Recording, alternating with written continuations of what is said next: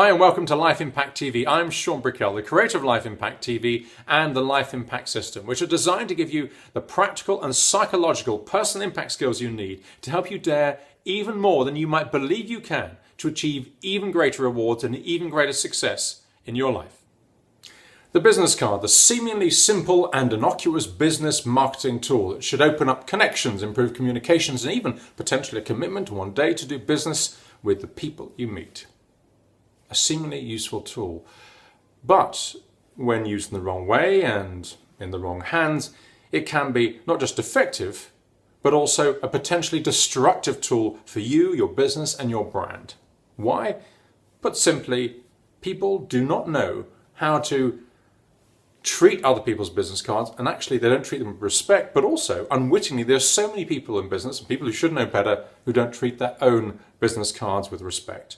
And this can undermine opportunities you have to grow your business and your brand and your relationships with people. Such a simple thing, and yet potentially so dangerous when used in the wrong way. And invariably it is used in the wrong way because people have no idea about business card etiquette. So let me give you an example of this. I was speaking in Dubai a few years ago, and at the networking afterwards, I remember seeing three men, a British man, a German man, and an Emirati man. And they were chatting happily and getting on really well, when suddenly, mid-conversation, this charming Indian man in a decidedly fluffy, woolly brown jumper for some odd reason came up and said very warmly and nicely and energetically, "Hello, this is my name, this is my company, this is what we do," and handed out his business card like a croupier at a gambling table.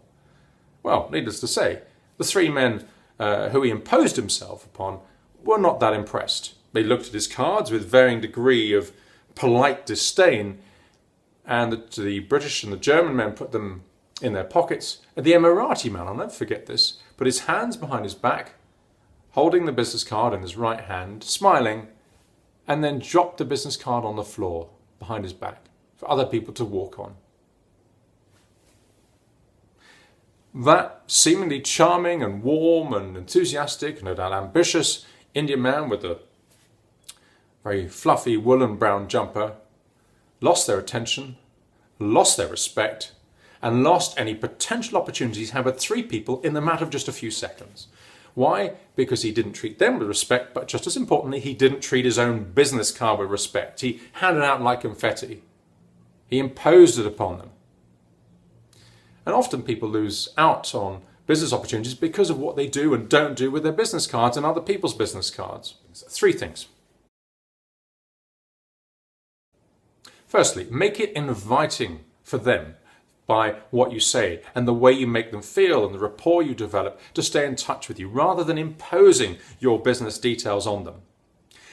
If somebody doesn't want to stay in touch with you for whatever reason, and you're not going to appeal to everybody, by the way, and you should hopefully accept that by now, no matter how charming and engaging and compelling you are as a person, then you can't force it on them. If you do force your business card on them, one, they're going to think even less of you, and two, they're probably going to throw it away anyway, in which case it's kind of pointless.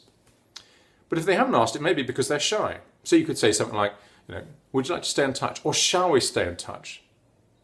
And then they say, yes, here's my card. But if they then look aghast as if they've seen some disturbing apparition, then maybe you know that it's not just shyness. And you exchange cards. Secondly, treat their business card and yours with respect but not reverence. So for instance, when they hand you their business card, don't just go, yeah, okay, and then stick it in your pocket. Read it, look at the details, turn it over, examine it, make them feel as if they've given you something that is of value to you, that you value.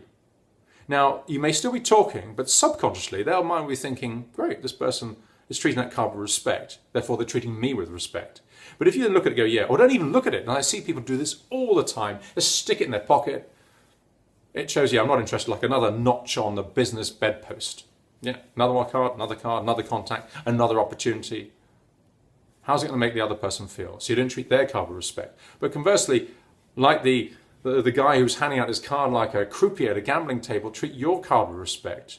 When you present it to them as if it means something, just hand it there casually, hand it to them with respect, as if, yeah, this means something. This represents me and my brand and my business. And be proud of your business card, unless of course it's a 28-page brochure disguised as a business card, in which case you probably need two of you to lug it towards them. But treat with respect, but not reverence. So when they hand you a business card, don't look at it as if it's, oh wow, as if it's the Koh-i-Noor diamond, you know. Oh, wow. Because then that's just overdoing it and it looks superficial and slightly embarrassing. And shows you have no self-respect and you're overcooking it from their point of view. And even that simple gesture could undermine all the rapport you may have built. Use a business card at the right moment as a sort of keeping facts and details, the key core points or messages from your conversation, the key points about them. So what was interesting about them, and if you've had a proper networking conversation, not a superficial one, but a proper one, you would have found out lots of interesting details, not just about their work life, but also their non-work life, just as importantly. Note them down, not in front of them, because that's being disrespectful to them, and obviously because they're scribbling on the business card. Write down the notes at a discrete moment, just the bullet points, key facts of your conversation, which you then put into your database later. So when you engage with them subsequently, you can quote certain key facts. And the fact that you've remembered those things about them, those personal details, will make you stand out from others, but also it will resonate with them psychologically, and therefore they'll think more of you. And those are the three main ways, aside obviously from business card design, to have impact with your business card etiquette. Thanks for tuning into this episode of Life Impact TV. I hope you've really enjoyed it. If you like this channel, then please subscribe with the link on this screen. And please shout about it to your family, your friends, and your colleagues. I'd really appreciate it, as much as I hope they would too. And if you want access to even more great resources to give you the confidence and communication skills you need to give you the personal and professional success you so want, then go now to life-impact.co.uk. And remember this. With the right confidence and communication skills, even a little daring in your life can pay you much, much greater rewards. What you have to decide is simply what you want to achieve to make you feel truly fulfilled, and then, as you'll often discover, how little you have to dare to achieve the success you want. Thanks for watching, and I look forward to seeing you again next time on Life Impact TV.